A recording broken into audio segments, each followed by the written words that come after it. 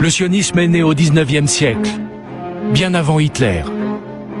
Pour le fondateur du mouvement, Théodore Herzl, les Juifs seront toujours menacés. Où qu'ils se trouvent, qu'ils s'intègrent à la société ou qu'ils vivent en tant que minorité, selon leur tradition. Ils doivent donc se constituer en nation et fonder leur propre patrie où ils pourront se défendre. Entraînement physique, cours d'hébreu, avant leur départ.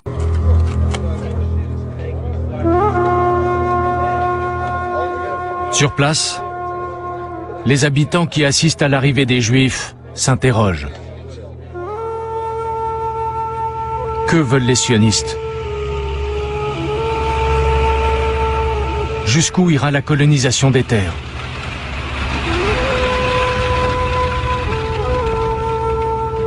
Pourquoi viennent-ils ici, en Palestine?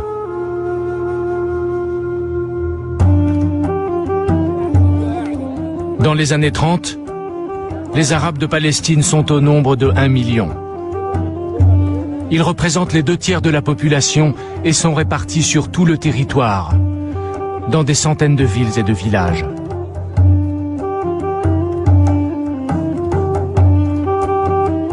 On les appelle les Palestiniens, en souvenir du peuple des Philistins, dans l'Antiquité.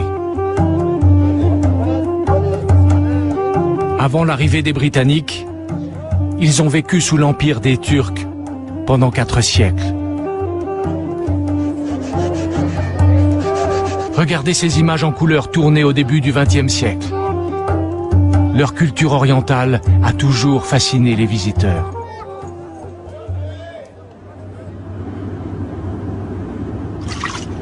Une partie d'entre eux sont des Bédouins. Ils vivent dans le désert, avec leurs troupeaux.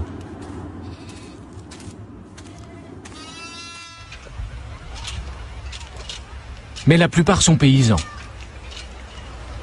Ils travaillent pour de grands propriétaires arabes, comme ici, sur la plaine côtière, où sont produites les fameuses oranges de Jaffa. Elles sont exportées dans le monde entier.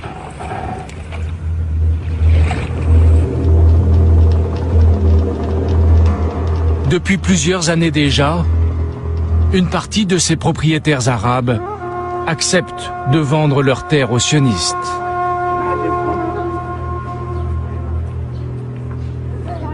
Et petit à petit, le visage de la Palestine est en train de changer.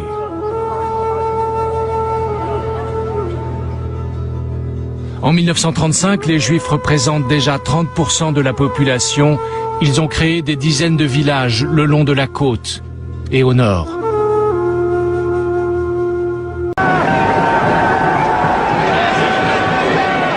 À Jérusalem, ils ont trouvé ville en pleine ébullition, proche de la révolte.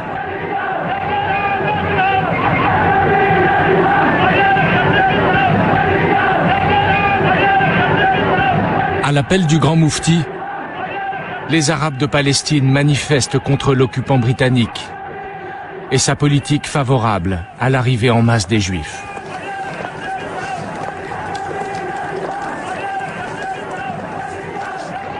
L'un de leurs porte-parole explique. The main case of the Arabs is against the British government's policy in Palestine. A policy which, if continued, will surely have as a result the replacement of the Arabs by the Jews. The Arabs who decided on a general and a complete strike until the total and immediate stoppage of Jewish immigration is brought about and until the government introduces an essential change in its present policy.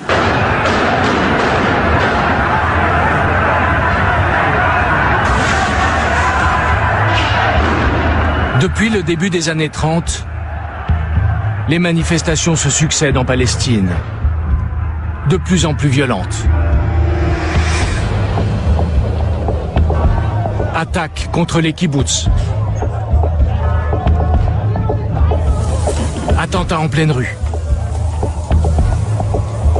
En 1936, finit par éclater ce qu'on appelle la Grande Révolte arabe. L'un de ses chefs se nomme Fawzi al-Kaboukji. Il lance la guérilla contre l'armée britannique. Nous nous révoltons contre les injustices,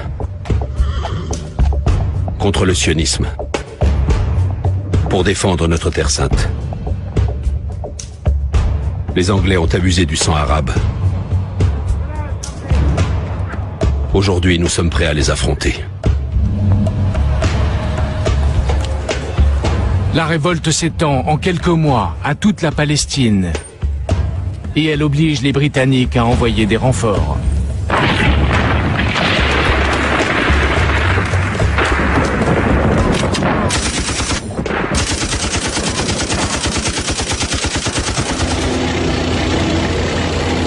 La répression est implacable. Comme ici, à Jaffa, où un quartier est vidé de ses habitants et rasé.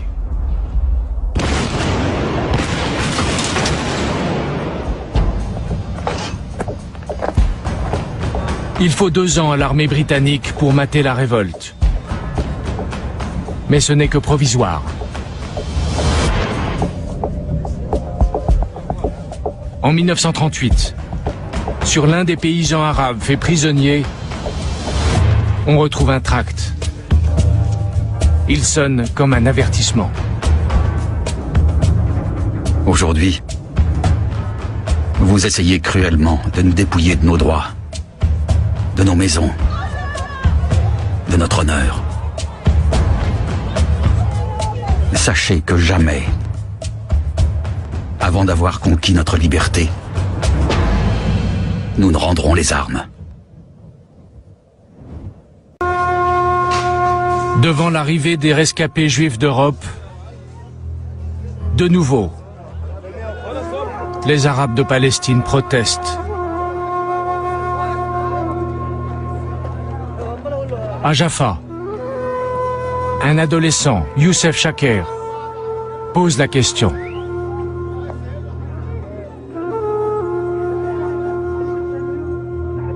Les Juifs ont horriblement souffert pendant la Seconde Guerre mondiale. Mais nous, les Arabes, on n'y est pour rien. Pourquoi on devrait subir les conséquences du génocide nazi contre les Juifs? Pourquoi ils vont pas créer leur État en Europe, là où ils ont été massacrés, au lieu de venir chez nous? Nous sommes le 29 novembre 1947, au siège des Nations Unies. Ce jour-là doit se tenir une assemblée générale extraordinaire. L'une de celles qui vont marquer l'histoire. Commission d'enquête. Audition publique. Discours. Depuis 1 an, la communauté internationale étudie une solution pour le Proche-Orient et elle s'apprête à voter sur le partage territorial de la Palestine. En vert, les territoires proposés aux Arabes. En bleu, ceux qui sont proposés aux Juifs. Au milieu, la région de Jérusalem, qui serait administrée par la communauté internationale.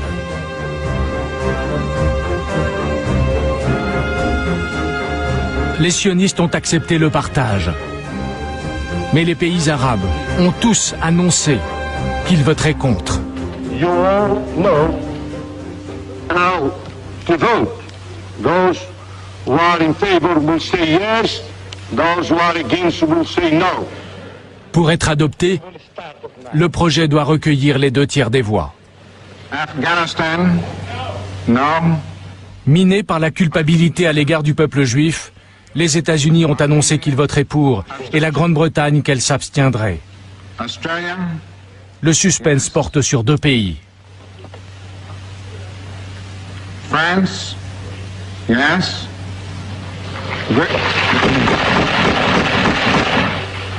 I call on the public Tenté jusqu'au bout par l'abstention, that you will not la France vient de donner un coup de pouce aux sionistes. on the voting on the debate.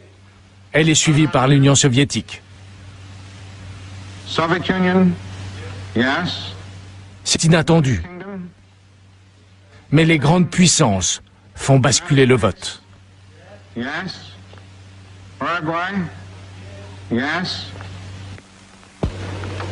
The resolution of the DAC Committee for Palestine was adopted by 33 votes, 13 against, 10 abstentions.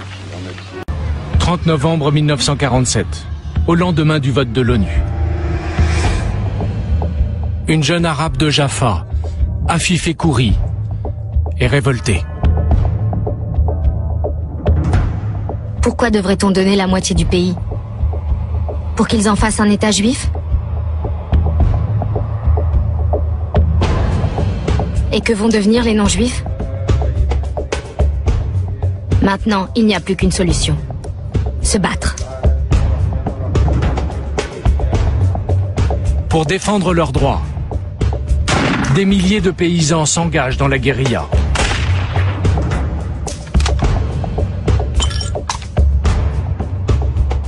L'un de leurs chefs est Fawzi El-Kawoukji, l'un des héros de la grande révolte arabe de 1936. Il n'a que quelques semaines pour entraîner ses troupes. Mes soldats n'ont que des armes sommaires, qu'ils ont achetées eux-mêmes.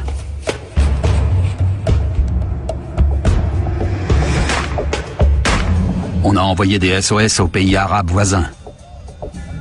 En vain. Pourtant, la haine est si intense qu'on est prêt à se sacrifier. En quelques jours, la Palestine s'embrase.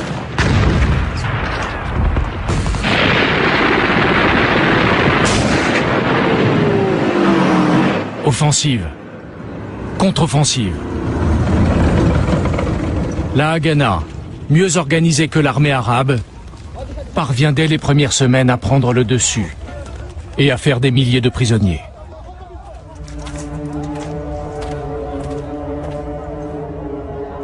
Dans les villes conquises, la population prend peur et envisage de fuir les combats. Le 9 avril 1948, un événement renforce ces craintes. À Deir Yassin, des extrémistes juifs massacrent près de 200 villageois arabes, dont des enfants. Un carnage dont il ne reste aucune image, mais dont la nouvelle fait le tour du monde et déclenche la panique.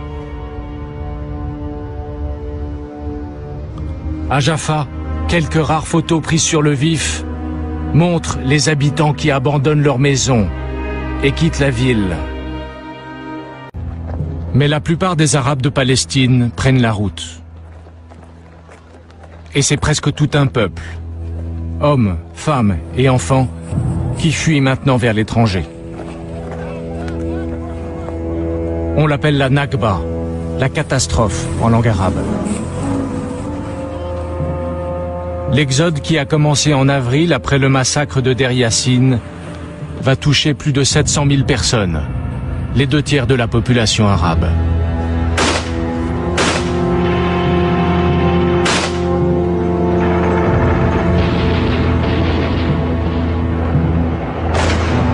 L'entrée en guerre contre Israël de 7 pays arabes, au lendemain du discours de Ben Gourion, ne change rien à leur sort.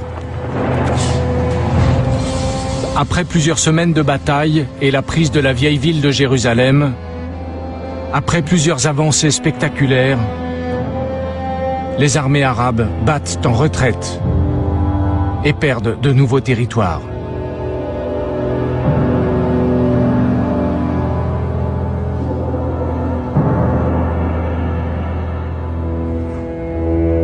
Une situation qui renforce encore le flot de réfugiés palestiniens. Selon les dernières recherches historiques menées en Israël, la moitié aurait été expulsée de force par les soldats israéliens.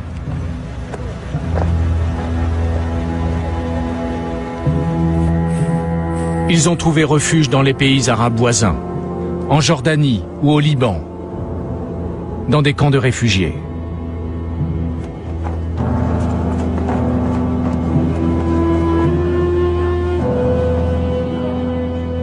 Parmi eux se trouve Abou Hicham, 19 ans.